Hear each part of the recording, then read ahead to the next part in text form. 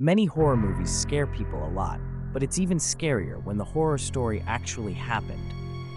The case of Doris Bither, the woman attacked by unseen entities. In the midst of the 1970s, an ordinary woman carried the weight of a secret no one dared to believe. Her name was Doris Bither. A single mother, she lived with her 4 children in a modest, seemingly harmless home in Culver City, California. But behind closed curtains, away from the neighbors, curious eyes, she was living nights pulled straight from a nightmare. Not the kind that fades with the morning light, but the kind that lingers even after the sun is up.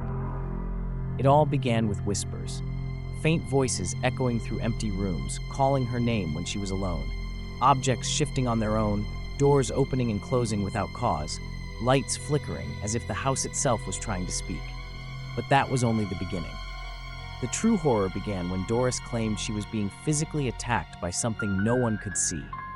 She described being scratched, shoved, and at times overwhelmed by a force that left her covered in bruises and marks with no clear explanation. And it wasn't just one entity. It was 3.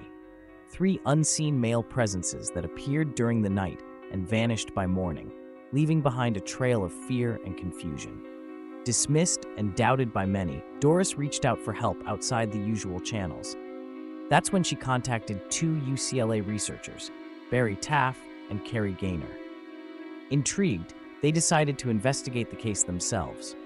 What they encountered inside was so bizarre that it became one of the most thoroughly documented and chilling paranormal incidents in modern history.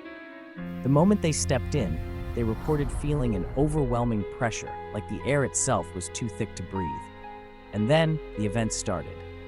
Lights glowing an unnatural green, shadowy forms suspended midair, and the ever-present feeling of being watched by something that had no intention of staying hidden. But the most iconic and unsettling moment of their investigation was still to come. A single photograph. Just one image that defied every logical explanation. In that frame, beams of light appeared to emerge from nowhere, with no visible source, as if the house itself was releasing something ancient and unseen. That photo would go on to become one of the most famous in the history of paranormal research, analyzed, shared, debated for decades, and still surrounded by mystery. Yet while scientists tried to measure and make sense of what they found, Doris was left to face the unknown night after night. And what science couldn't stop, the shadows continued. Because in the second part of this story, the fear only deepens. The disturbances grow more intense, her children are pulled into the chaos, and the presence inside that home seems to have a plan far beyond anything anyone could understand. Weeks dragged on like a thick fog inside Doris Bither's home, and as parapsychologists Barry Taff and Carrie Gaynor tried to unravel the mystery, life inside grew increasingly unbearable. What had started as nighttime attacks soon escalated to daylight manifestations. The entities no longer hid in shadows. They became bold, cruel, seemingly feeding off the family's growing fear. Doris, exhausted, was no longer the only target. Her children began reporting physical assaults and disturbing visions. One boy claimed to see shadowy figures standing silently in the corners of his room, watching. Another was repeatedly pushed by unseen forces. And the youngest would cry for hours, trembling, as if seeing something no one else could. Determined to gather solid evidence, Taff and Gaynor set up equipment in the room where attacks happened most frequently. Infrared cameras, motion detectors, and audio recorders filled the space. The lights went out, silence fell. Then suddenly, loud bangs echoed from the walls, the temperature plunged, and a foul odor invaded the room. During one session, the 2 investigators reported seeing a dark mist slowly form in the center of the room, a dense, opaque mass that seemed to pulse in the air. It was at that moment one of the most famous images from the investigation was captured. Beams of light appearing out of nowhere, floating around Doris, as if something was trying to reveal itself to the cameras. No technical explanation could account for it. But perhaps the most terrifying part wasn't what they caught on camera, but what they couldn't stop. Because as the investigators left, Doris's nights returned to terror. One day, she decided to move away, hoping to leave everything behind. Yet even far from that house, the attacks didn't fully cease. It was as if the presence had attached itself to her, not the house, but something deeper, rooted in her very being. The case became so famous it inspired the 1982 film The Entity, which faithfully portrays the most extreme moments of Doris's nightmare. To this day, paranormal researchers regard this as one of the most well-documented cases ever. But what no one ever explained was why. Why Doris? What chose her? And the most unsettling question of all, did it ever really leave? Or is it just waiting, somewhere dark, invisible, but hungry? The Smurl family house. It all began subtly. A noise here, a strange smell there. Small events that could be easily explained. Old plumbing, creaking wood, an active imagination. But for the Smurl family, living in a Pennsylvania home in the 1970s, these minor disturbances soon spiraled into an uncontrollable sequence of night terrors. Jack and Janet Smurl had moved in, hoping for a fresh start with their daughters and Jack's parents, settling into a quiet, peaceful neighborhood. Yet the calm was short-lived. Barely unpacked, the walls began to bleed stories of something far older, far darker, and infinitely more violent than anyone could imagine. At first, what they faced was almost subtle. Shadows moving through hallways, scratches on freshly painted walls, muffled whispers coming from the attic. But soon, everything escalated. Electronics switched on and off by themselves. Heavy furniture dragged across rooms with no one near, and the house seemed to breathe, alive and angry. Janet said she felt a constant presence behind her, like eyes watching without blinking. Jack woke up with bruises he couldn't explain. And the worst part, their daughters started reporting terrifying experiences. Doors slammed violently, the air grew heavy in certain rooms, and the grandparents heard voices calling to them, voices perfectly mimicking the children, even when they weren't home. Desperate, the Smurls sought help from psychologists, doctors, even electricians, all saying the same thing. Nothing was wrong. But something was.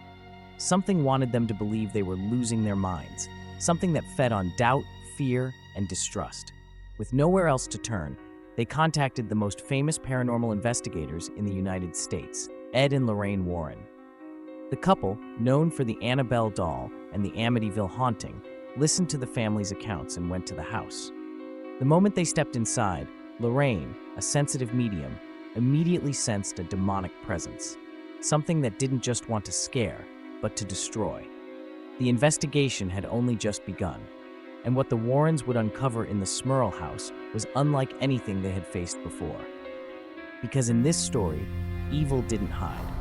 It had already made the house its home. Lorraine Warren needed only a few steps inside the house to realize this was no ordinary presence. It was a weight, an invisible suffocation that clung to the skin like thick smoke. According to her, the entity was not just a restless spirit, it was demonic, intelligent, manipulative, and incredibly violent. As the investigation progressed, even more terrifying phenomena began to intensify. Janet reported being grabbed by invisible hands during the night, suffocated in her own bed as a force held her still. Jack heard heavy breathing in the darkness, and no matter how tightly he locked the doors, drawers were found rifled through and clothes scattered, as if something was searching or warning. Lorraine declared it wasn't just one entity.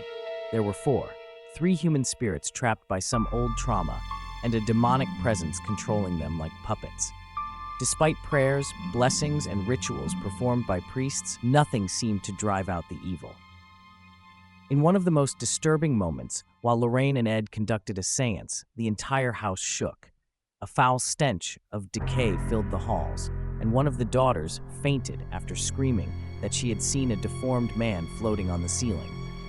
But the worst happened to Jack. He claimed he was violently attacked by a female entity that appeared in his room with black eyes and gray skin. The attack was so traumatic that it took months for him to speak about it. It was as if the presence knew exactly where to strike, physically, emotionally, and spiritually. Neighbors began reporting strange noises, screams, and even shadowy figures passing by the windows, even when no one was home. The case went national. The press pressed, skeptics mocked, and the church hesitated to get involved. But the Warrens insisted this was real. They attempted exorcisms, but the entity seemed to simply hide, only to return even stronger. The family, already on the brink of collapse, finally left the house years later, trying to escape the curse. Yet the Smurls say the attacks continued for some time, even elsewhere, as if something had attached itself to them, as if the evil was no longer tied to the building, but to the story itself. Years later, Ed Warren said this was one of the most difficult and dangerous cases of his entire career. Because there, the enemy didn't just want to scare, it wanted to possess, destroy, and feed on suffering.